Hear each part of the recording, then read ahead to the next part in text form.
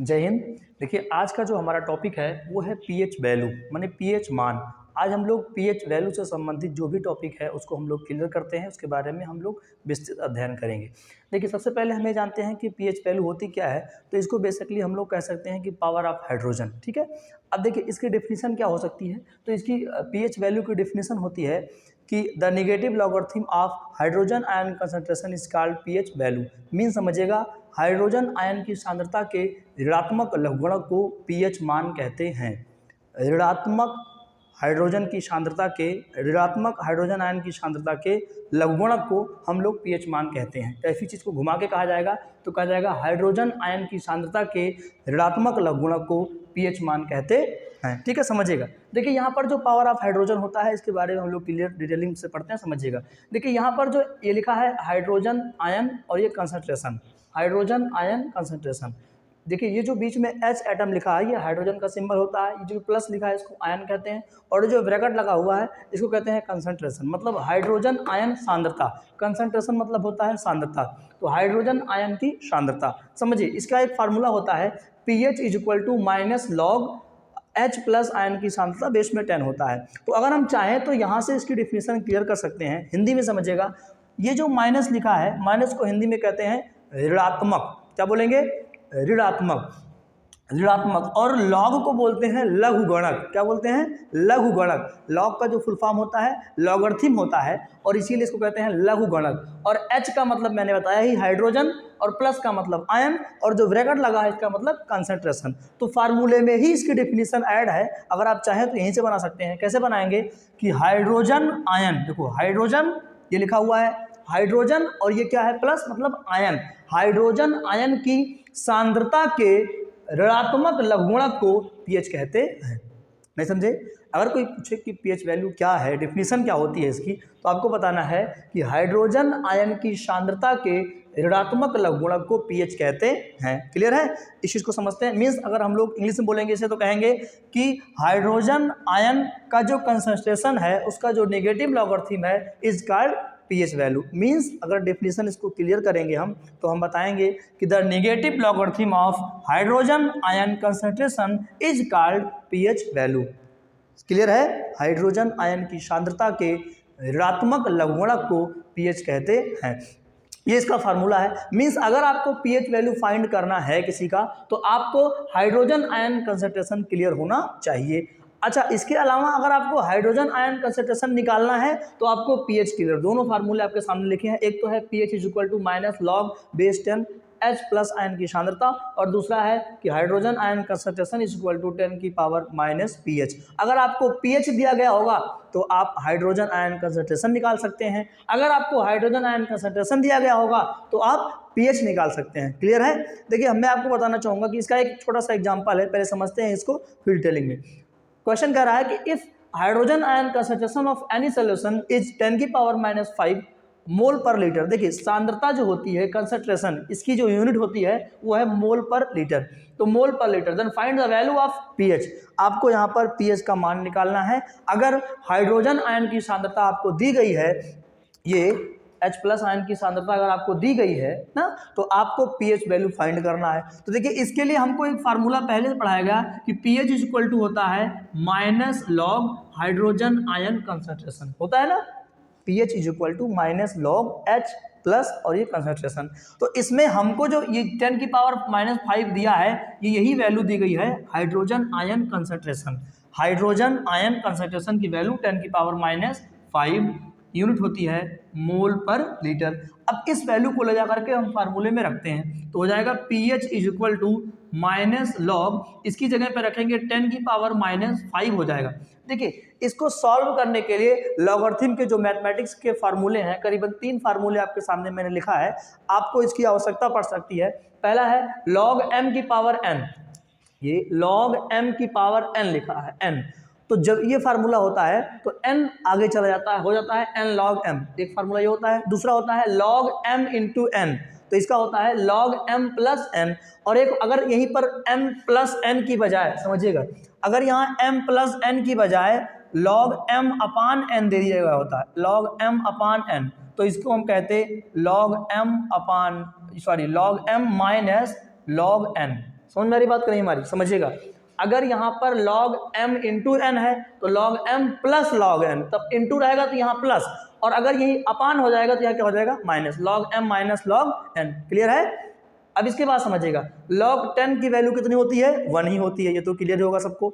अब समझिए यही फार्मूले, जो 4 फार्मूले आपके सामने लिखे हैं, इसका यूज इसको सॉल्व करने में पड़ता है। तो जैसे यहाँ लिखा है log, इसको 10 को आप m मान लीजिए, यहाँ बेस में 10 होता है, आप इसको चाहें तो यहाँ इसको m मान लें, और फिर ये -5 क्या हो जाएगा, n हो जाएगा। तो फार्मूला क्या होता है बाबू, फार्मूला होता है कि n आगे चला जाएगा तो n को आप आगे ले आइए, मीन्स हो जाएगा pH is equal to minus, और जब ये आगे आएगा तो हो जाएगा -5 इंटू में log 10 बेस 10 होगा ऐसे। अब देखिए आप जानते हैं शायद कि माइनस का माइनस में जब मल्टीप्लाई होता है तो प्लस हो जाता है, यह हो जाएगा +5 इंटू में log 10 बेस 10 की वैल्यू कितनी है, देख के बताओ। log 10 बेस 10 की वैल्यू कितनी होती है, 1 होती है, सब जानते हो। तो log 10 बेस 10 की वैल्यू कितनी होगी, 1 होगी। तो इट मीन्स हमको जो pH वैल्यू मिली वो कितनी मिल गई, +5। क्लियर है? श्योर। pH कैसे निकालना है, देखो एक तरीका ये हो गया निकालने का, दूसरा आप इस फार्मूले से डायरेक्ट निकाल सकते थे। समझिए, आप इस फार्मूले को रखोगे तब भी निकाल सकते हैं, इस फार्मूले को रखोगे तब भी निकाल सकते हो। ये फार्मूला तब के लिए है जब आपको हाइड्रोजन आयन कंसंट्रेशन दिया गया हो और आपको pH वैल्यू फाइंड करनी हो, और ये फार्मूला तब का है जब आपको pH वैल्यू दी गई हो और आपको हाइड्रोजन आयन कंसंट्रेशन क्लियर करना हो। क्लियर है? जैसे आपसे कहा जाए कि अगर if any solution pH value is pH value आपको दे दी जाए, मान लीजिए दे दिया है कि 3 है, pH वैल्यू आपको दे दी जाए कितनी है, 3 है, तो find the hydrogen ion concentration. तो आप एक फार्मूला जानते हैं कि H प्लस आयन के जो कंसंट्रेशन होता है वो 10 की पावर माइनस pH होता है, और इसी pH की जगह पे हम क्या रख देंगे बेटा, 3 रख देंगे। तो इट मीन्स जो हाइड्रोजन आयन का कंसंट्रेशन निकल के आएगा हो जाएगा 10 की पावर -3। तो ये दोनों फार्मूले आपके लिए महत्वपूर्ण है, और दोनों को आप यूज कर सकते हैं। पहले की सहायता से with the help of first formula आप pH वैल्यू फाइंड कर सकते हैं, और सेकंड फार्मूले से आप हाइड्रोजन आयन कंसंट्रेशन निकाल सकते हैं। क्लियर? अब देखिए अगला टॉपिक जो हमारा आता है वो ये है कि pH वैल्यू की आवश्यकता क्यों पड़ रही है। ठीक है, क्यों हम लोग इसकी जरूरत क्यों पड़ती है। देखिए pH वैल्यू जब किसी चीज़ की हम फाइंड कर लेते हैं तो एक pH स्केल अगला टॉपिक आएगा। इस pH स्केल में सारी चीज़ों की pH वैल्यू मान लीजिए एक तरीके से लिख के दे दी गई है, और आप जिस चीज़ का pH मान जानते हैं उसको आप वहाँ लिखिएगा।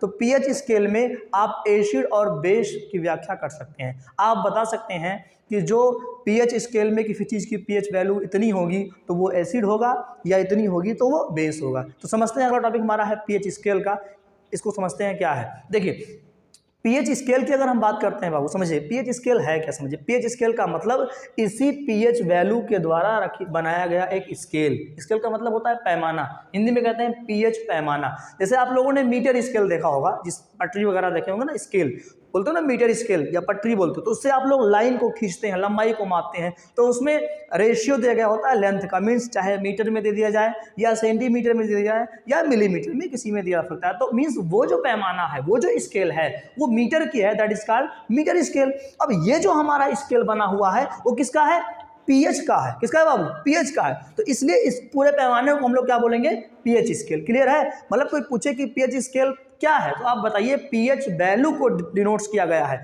pH वैल्यू को दिखाया गया है। तो जिस स्केल की सहायता से हम pH वैल्यू को दिखा सकते हैं that is called pH scale. Is that clear? समझिए इसका और मामला क्या है। देखिए pH स्केल में अगर देखेगा तो ये आपके सामने एक स्केल नुमा संरचना बनी हुई है। जैसे आप लोग अपनी पटरी वगैरह देखते होंगे तो पटरी ऐसे तो होती है, उसमें रीडिंग दी गई होती है, तो यहाँ भी रीडिंग दी गई है। बशर्ते देखिए अंतर यहाँ पर इतना होता है कि जो pH स्केल होती है तो यहाँ का जो न्यूट्रल पॉइंट होता है वो 7 होता है। क्या होता है, 7। इट मीन समझिए, अगर समझिएगा अगर किसी सॉल्यूशन की जो pH वैल्यू होगी वो 7 होगी तो कैसा हो जाएगा, वो न्यूट्रल हो जाएगा। न्यूट्रल का मतलब उदासीन होगा। क्लियर? मतलब वो ना तो एसिड होगा और ना ही बेस होगा।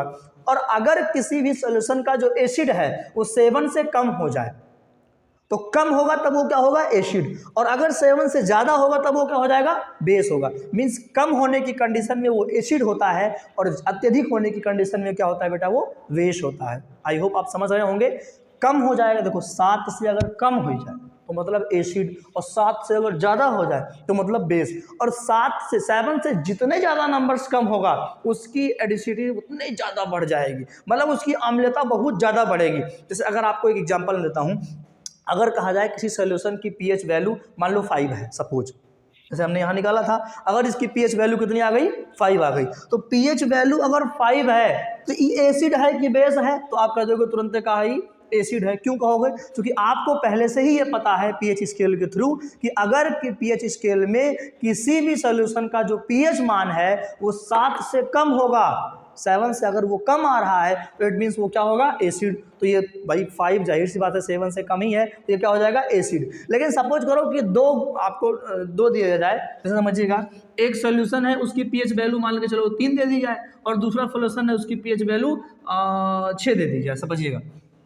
एक की पीएच वैल्यू 3 है और दूसरे की पीएच वैल्यू 6 है, और आपसे पूछा जाए कि चलो बताओ भैया कौन सा इसमें ज़्यादा अम्लीय है ना, आपसे पूछा जाए किसकी जो एसिड क्वालिटी है वो किसकी ज़्यादा है, एसिडिटी किसकी ज़्यादा है, तो देखो अब समझने में प्रॉब्लम आएगी। आप कहोगे गुरुजी ई ज़्यादा है, 6 ज़्यादा है तो इसका ज़्यादा होगा, नहीं ऐसा नहीं होगा।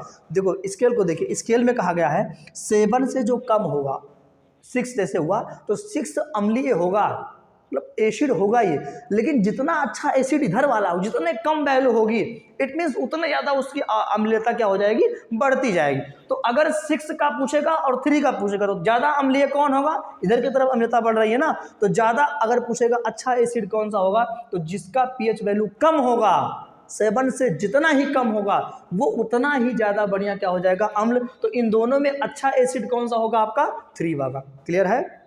एसिड का मतलब हुआ कि पीएच वैल्यू 7 से जितनी कम होगी मीन्स वो उतना ही क्या हो जाएगा, अच्छा अम्ल होगा। क्लियर? अब इसी तरीके से आप बेस को समझिए। अब देखिए बेस में जैसे न्यूट्रल पॉइंट हमारा 7 है, तो 7 पे 7 का मतलब किसी भी अगर सॉल्यूशन का पीएच वैल्यू 7 है इट मीन्स वो न्यूट्रल होगा, ना तो वो एसिड होगा और ना ही वो बेस होगा। अगर हम बेस की बात करेंगे अब, तो 7 से अगर ज़्यादा वैल्यू आएगी, और ज़्यादा में जैसे मान लीजिए 8 आ गई, फिर 9 आ गई, फिर 10 आ गई, तो 8 आएगा तो वो ऐसा नहीं है, क्षार होगा वो भी, बेस होगा वो भी, लेकिन ज़्यादा अच्छा बेस तब होगा जब उसकी वैल्यू 12 हो जाए। मतलब अगर कहा जाए 8 और 12 में ज़्यादा अच्छा कौन होगा, 12। अब 12 13 में तो 13 14 में तो 14। मतलब कहने का ये हुआ कि अगर ज़्यादा मात्रा में आप जो है मान को बढ़ा रहे होंगे, पीएच वैल्यू को आप 7 से जितना ज़्यादा बढ़ा रहे होंगे, उसकी जो क्षारीयता है या जो उसका बेसिक क्वालिटी है वो क्या हो जाएगी, बहुत ज़्यादा बढ़ जाएगी। समझ में आ रही बात ना? देखिए अगर पीएच मान 7 से कम तो अम्लीय, 7 से ज़्यादा तो क्षारीय। क्लियर है? अब देखिए समझिए यहाँ पर, जैसे किसी भी सॉल्यूशन का अगर आपको न्यूमेरिकल दिया जाता है इस तरीके से, तो आपको दिया जाएगा सॉल्यूशन में हाइड्रोजन आयन कंसंट्रेशन, और हाइड्रोजन आयन कंसंट्रेशन की हेल्प से आप पीएच वैल्यू निकालेंगे, और पीएच वैल्यू में पीएच स्केल की हेल्प से आप ये बताएंगे कि वह सॉल्यूशन एसिड है या फिर बेस है। क्लियर आ रही बात हमारी ना समझ में? देखिए अगर किसी से दे दिया जाए कि मान लीजिए कि किसी सॉल्यूशन का जो हाइड्रोजन आयन कंसंट्रेशन है वो कहते हैं कि 10⁻³ है, तो बताइए कि ये एसिड है या बेस है। तो इस प्रोसेस को सॉल्व करने के लिए, इस क्वेश्चन को सॉल्व करने के लिए आपको करना क्या है कि सबसे पहले आप with the hydrogen ion concentration की हेल्प से आप पीएच वैल्यू फाइंड करेंगे, और जब पीएच वैल्यू फाइंड हो जाए तो आप स्केल की तरफ आएंगे और स्केल में देखिएगा कि क्या वो वैल्यू 7 से कम आ रही है। अगर कम होगी तो वो क्या है, एसिड है। अगर ज़्यादा है तो वो क्या है, बेस है। और अगर कहीं 7 ही आ जाए तो उस कंडीशन में वो ना तो एसिड होगा और ना ही बेस होगा, वो न्यूट्रल हो जाएगा। क्लियर है ना?